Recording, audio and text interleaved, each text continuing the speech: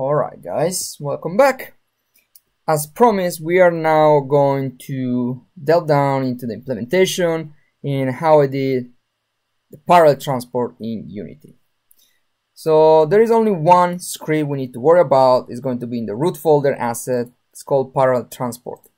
If we jump to the code, we are going to see right away all the code that we need. Actually, there are two unused imports, which is no big deal. So starting, we have our usual mono behavior we're inheriting from, and the key details here is we need to add the attribute execute in edit mode, so we don't need to be in play mode to see the result. Also because in order to draw it, we're using the debug lines, which are not going to show up in play mode. Right, so if we go all the way back where I draw it, is debug draw line, so they're not gonna show up in game view at playtime. So that's also good to have. We're going to need few member variables. So for the class, one is an array of game objects. As I mentioned, we're gonna use the position of those game objects to as a point on the curve to define basically a curve in a discrete way, rather than mathematically with a function. Twist amount that we're going to use to implement the twist, but that's not really the goal of the tutorial, just to going to see something you can do on top of that. An initial vector, which is really important, that's the one that the user will give you, so that's why it's a parameter. And then we have a debug vector scale, that's basically how big our lines are going to be, how long, to be fair. Let's go all the way down to update and let's see what is going on in here. The first things, we are going to allocate the memory for the positions and the frames that we're going to generate. You don't need to allocate those every frame. Actually, you shouldn't. You can do that in a start, so you don't stress the garbage collector to keep creating and deallocating this memory. Again, this tutorial is for simplicity to understand. It is not about performance, right? So I'm just allocating them in the update function. Then we just iterate all the objects, right? We access the transform and we extract the position and we store that in the position array. Super easy, nothing fancy about it. Next, we make a copy of the initial up vector. Why do we do that? Because if you remember, at each iteration, you're going to update this up vector and we don't want to override the value in the inspector, so we just make a copy. Don't worry about the twist step, we're going to check that later. So then we iterate all the object all the way to -1 because we're gonna iterate them twice, two at a time. Why? Because we're basically iterating segments. So we start from 0, 1. This is the first segment. Then 1, 2, second segment, 2, 3, third segment. So we process one segment at the time. So basically when we get to the last one, we grab the one before the last one and then the last one. If we go to the last one, there is no more points there. We're going to create an error. We're going to crash. So we don't want to do that. There is a way you can handle the edge case of the last one by basically using as a name vector the negation of the last one minus the previous one. But again, to keep the code simple, I didn't handle that case. You can think about that as an extra homework if you really understood the concept. We're going to call this function compute frame, which returns out the computed frame. Then here there's the twist code, ignore it. And then what we're going to do is we're going to update our up vector. And if you remember, I explained that in the previous video, the y, which we defined to be our up vector, you don't have to, by the way, you can shuffle the code around, the columns around however you want it. Keep in mind, if you're not careful, you might add a scale factor in there, like a negative x, or sorry, a negative scale somewhere, because you're basically making your matrix with the wrong handedness. But anyway, I decided to be the y, so it's the the second column. And being the second column, we access it with column 1 because they start counting from 0. Okay, So we update every iteration, we grab the frame we just compute, and we use the up vector for the next iteration. That's the key part.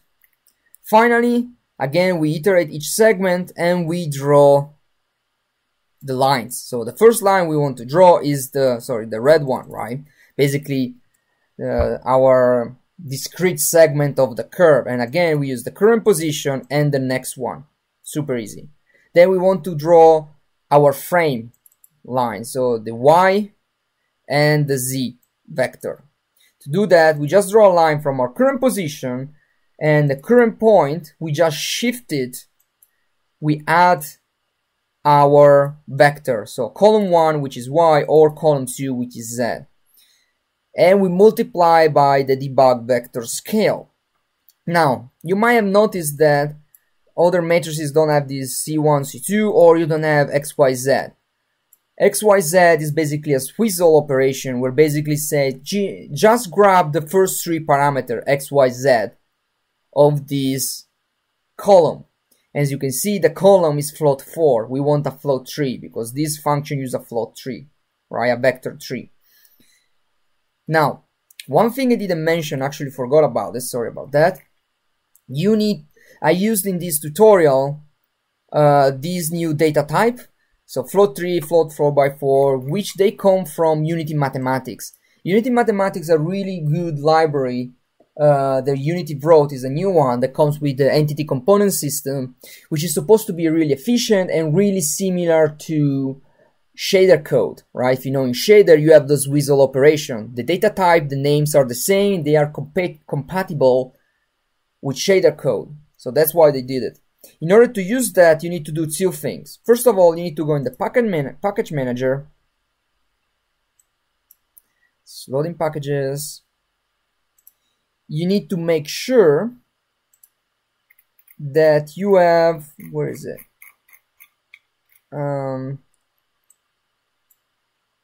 The entity package. Here we go. Entity package.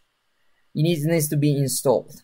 And once you have it, you also need to make sure your project is using a new version of C#. So you just go project setting, player, you scroll down, you make sure you are on .NET 4.x, alright? Scripting runtime, API compatibility level. Because otherwise it won't work. This library uses some features that are from .NET 4.0 and up. So now we draw our lines and we're good to go. So the last thing we need to see is the actual implementation of compute frame, which is the core of the technique, which is basically how we write into code all the theory we explained here. And you will see it's really trivial, it's nothing fancy. First of all, we compute our aim vector. So if it was P1 and P2, you do P2 minus P1. So the end minus the start. And then we normalize it. And we get our aim vector, our tangent to the curve. Then we need to compute the cross, and as we said, it's just cross product. We do math.cross, aim vector, our given up vector that has been given to us. And we have our cross product, the cross vector, and we normalize it. So aim is our x, cross is our z. Finally, we just need to make sure that up vector is also orthogonal to both x and z. So we do another cross product between the cross and the aim. We normalize it and we have our up vector. Last things we need to do is to build a matrix, okay? We're going to use, to pass in the columns. We're going to need to, but the columns need to be float 4. So we're going to create a new float 4. We pass our float 3 plus the extra value. And if you remember, we explained that x, y, z need to be added as 0 and the position need to be added at 1. So we just do that, aim plus a 0, up and a 0, cross and a 0, and position and a 1. And we create our matrix. And that's it. After this update is done, we have an array with all our frames compute on it.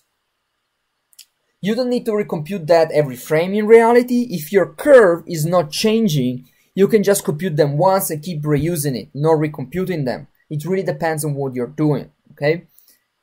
But that's the gist of the idea. That's how you do it, how you implement it. You don't need to use Unity Mathematics. you can use that legacy one, so matrix 4x4, vector 3. If you want, you can convert that to the other technique. You will see it will work just the same.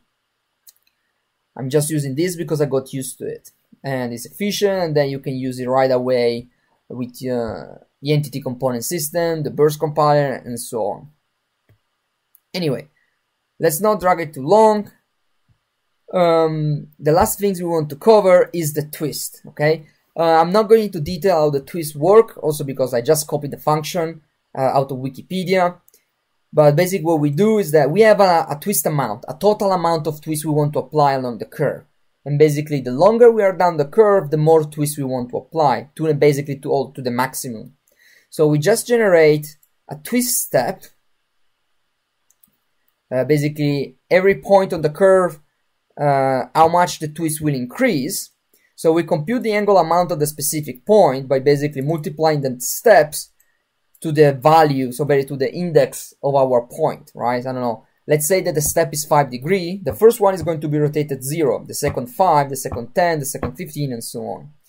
Then we just generate a rotation matrix that will rotate along a specific axis and on a specific angle, right? So this is a function I wrote by copying Wikipedia, right? So they give you the formula, which is tons of cosine and sine to generate basically the correct rotation. So I'm not going to explain that, first of all, because I don't know the detail.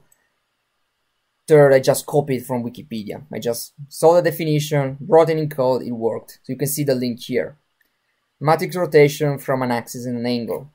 So we generate the function and we the matrix, and we multiply our frame by this matrix, this rotation matrix, and this is the one applying the twist.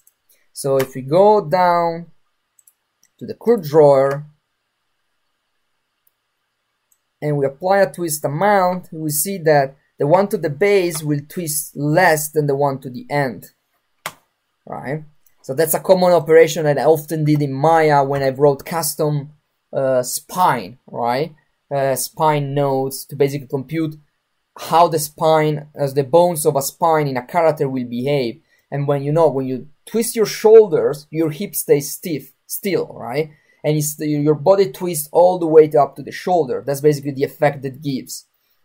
So that's just one application. Again, we're actually going to use that in the next tutorial when we're going to talk about hair simulation. So if you're interested, stay tuned for that.